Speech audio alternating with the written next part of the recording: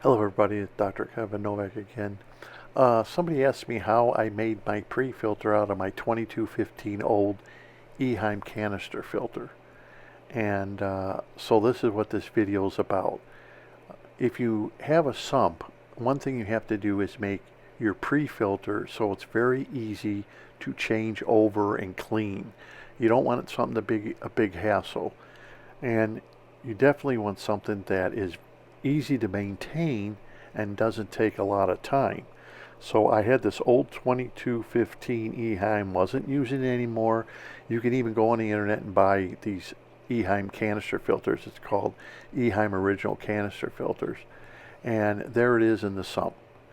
And I have a pre-filter insert in the canister. So that's where I put my filter floss. Anyhow, all I do is disconnect this. Normally I'd be using two hands, but because I'm filming it. And this is how you do your major cleaning. Now this cleaning would be done where you're going to pull the whole canister out once every 2 or 3 months because the carbon lasts that long. So there's no reason you have to do this kind of maintenance every week or anything. The pre-filter, the part where you see the white lip around, that's just like a Tupperware container that I drilled holes in and modified to put a piece of matting in, filter matting. And as you see, the pre-filter only has a hole or a slot in the bottom of it. And these canisters come with a hole in the bottom, and I just elongated that hole so it would drain out. But you can use the same principle. You could use a plastic trash can. You could use anything you could think of. And even though I drained it out, you could still see there was water in it. But it's easier to carry over to sink because the whole thing is now empty. And when you go to take it back into your sump, the whole thing's empty. It doesn't have water in it. So it's very easy to clean, very easy to load up, and very easy to maintain. On top is the pre-filter. On bottom is where you're going to put your medium. And there's the pre-filter I made, the fit in the top of it. So I can change this in about a minute or less. And there's the bottom. There's where you put your carbon. If you're using Dick Boyd's, you can put carbon in there. If you don't want to use carbon, you can put your polyfilters in there. Remember, this is not designed for biological. This is 100% mechanical. It is not a biological filter. That's why it has carbon in it, and that's why it has a quick change pre-filter. I'm not worried about putting beads in it or anything else because I'm not using it as biological. And there's the slot I made in this. Now imagine you can use a round trash can, do the same thing. But when you make a pre-filter for your aquarium, whether it's a saltwater or freshwater, think of something that will make it easy to maintain. And this is about as easy as you're going to get, is using something like this. And that's the grate that comes with the Eheim. It comes with two grates. You can literally buy the Eheim and those grates separately at Dr. Foster and Smith. I think they still sell the Eheim outside container. I thought it was 35 bucks, and then the grates cost so much money. Anyhow, I used one of the plastic grates, and I also made one. And I also have that white mesh, that craft mesh, and I show that in some of my other videos where I use the biocenosis baskets and I use those mesh, and they come in different colors. And the reason I made this mesh there is I put that on top of the grate, the green grate, so the fine particles of the carbon don't fall through. Because look at that green grate, it's just too big, and carbon would fall right through there. And if you're using fine carbon, then that's not going to do any good. So the first thing I do is I add the grate. Originally came with the Eheim, and then I add that mesh. And as you notice, I don't use any batting or anything else because it's not needed. This is just a pre-filter. It's nothing to do with biological. And then, of course, you add your carbon. Normally, I would just dump the carbon directly from the container. Now, that's about 28 ounces of carbon. For 28 ounces, it costs about $8 of this carbon. I get it at Myers. And I clean it right there in the container, so it's easy to clean. Get the dust off of it. no big problem.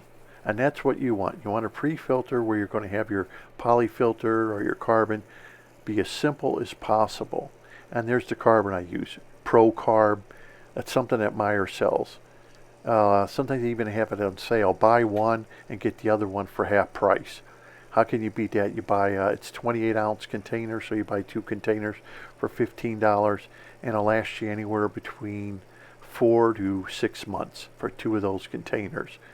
Yeah, I could use Dick Boyd's or I could use ChemiPure, but this is cheaper. It works for me. I don't see why I should be spending the price on $15 Dick Boyd's, a pack of Dick Boyd's, when this, yeah, I use a lot more than the Dick Boyd's, but at $8 a container, I'm not worried. Then I put that on top, the grate.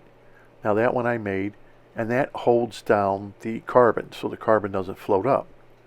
Of course, you would use the green grate that came with the Eheim, but this is a stainless steel one. It's got a little bit of weight. I designed it and made that, and that holds it down. Now here's your pre-filter. This is 48 hours of running in my tank. Look how dirty it is in 48 hours. That's filthy. And there's a new one. So look at the big difference in 48 hours. Remember in some of my up videos I told you how dirty planted tanks are? Well, here's proof. In 48 hours, that pre-filter is filthy dirty. And this is something that you have to remember with planted tanks, is to get that dirt out of the system. And you can see how the water's brown. So here's my pre-filter. All it is like a Tupperware, plastic Tupperware container. I drilled holes in it. That's all you have to do, and it fits inside the Eheim perfect. But then I decided to make a grate out of stainless steel, so I cut the whole bottom out, and the grate sits in there. If you're going to drill holes in one of these plastic containers, you're going to have to drill quite a lot of holes, so the water is free flowing through it when it goes through the filter padding. And this grate allows that to happen. Where this one, you're going to have to drill a lot more holes than what I have in this container, a lot more.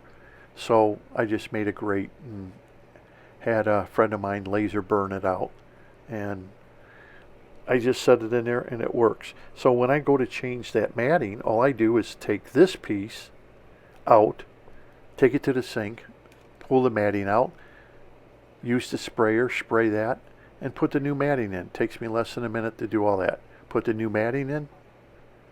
That's it. This is 1-inch thick matting. I got it at one of your craft stores that sell. And this is my diffuser because of the way my pump runs and squirts the water in there. And then this plastic piece just gets inserted in the top. It fits perfect, and that's it. So whenever I want to change this matting every 2 days, I just have to pull that white plastic piece out. The green Eheim stays in the sump. It'll stay in the sump for 2 to 3 months. And all I do is just change the pre-filter, and within, like I said, within 1 minute, it's done.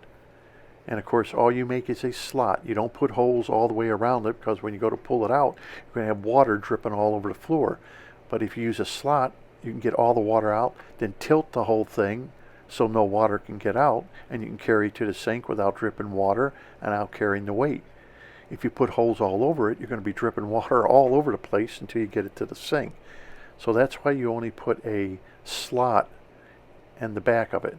And of course, with the price of this carbon, I use a lot of carbon in my planted aquariums and all my aquariums. All my Eheims have a whole container of carbon. So you can do it either way. You can use a plastic container with drills, or you can think of something else and maybe use that craft mesh to let the water go through. That's it. You're done. So this, like I said, is not biological. It's 100% mechanical. I have plenty of biological filters in my aquarium. I don't need any more biological. So definitely this is 100% mechanical. It's designed to quickly clean. It's designed to throw away the carbon in there. You just throw it away. You refill it. You clean the carbon inside of the green Eheim there. Everything's made to be as simple as possible when you do a sump. I see a lot of people that have their sumps very complicated, and you're not going to want to clean it then. You're going to let it go too long in between cleanings or too long in between changing your carbon, and this way you don't need bags or anything else. As you see, I just dumped the carbon directly in the container. Oh, had some water in there. Anyhow, all you do now is insert it into the first chamber, and at least in my aquarium, but if you think about it, this was salt water, you would do the same thing for salt water as fresh water. It'd be no different. Make it quick, easy. Now that white container comes out very easily. Replace the filter floss, put new one in there. You can do that every day if you want. Let's say you had a saltwater tank where you want to keep it real clean. Every day you could replace that filter pad in there and make hundreds of filter pads from a few yards of that 1-inch batting, and that's the heavy batting. I think they call it the heavy batting, and it was $10 regular price. And it was half price per yard, so I bought like 5 yards, 5 linear yards. And of course here it is running, and you can see the hole, and that's coming out just like a garden hose. That's putting about 1,000 gallons an hour. So that whole 1-inch pipe is filled with water. That's what keeps the noise down.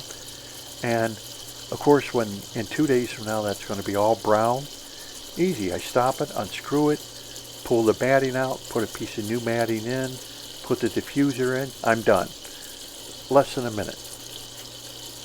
It's easy to exchange. You don't want it to be so big or huge that you're going to catch all kinds of dirt and detritus and everything in there, and you're going to get lazy and let it run for weeks at a time. No, you want to get that out of there, because that's what helps keep your redox up. That's what helps keep your tank clean and everything. And of course, right after I did that, there was one thing I noticed about the fish is they seem to have this particular angel, look at that. He has a mauve color to the bottom of his body. Now it looks red, but I would say it's more mauve than red. Look at that. Look at that coloring. I've actually never seen a mauve angelfish, and they're all looking like that. Whether it's just the water quality, whether it's the food, maybe it's the heat, because it's 85 degrees in that tank. Right now the discus are hiding, but the angels are out because they got a little spooked and everything because of the pump being shut down, the discus. But the angels all are more colored up than usual with that mauve coloring. And I try to get a picture of it. Look at that. You see that mauve? Look at that. That looks nice. Now, I've never really seen an angel with mauve, so if anyone out there has also seen that same on their angels, give me a comment below and tell me that, yeah, if you've seen the same thing where angels have actually turned that reddish mauve color in their stomach area when things are just right. And these angels have. Now these are just from a local breeder. They're not probably a high quality angel, but look at that. Once they move just right, you can see that mauve in them. And I thought I would show you that how they look nice. Yeah, they got one's got a little scrape on them, but that ain't going to be nothing. That's going to heal up. That won't even bother. He won't even get an infection. He won't even get a fungus from that. I guarantee he won't. Nothing will happen. He'll just heal up, and that's it.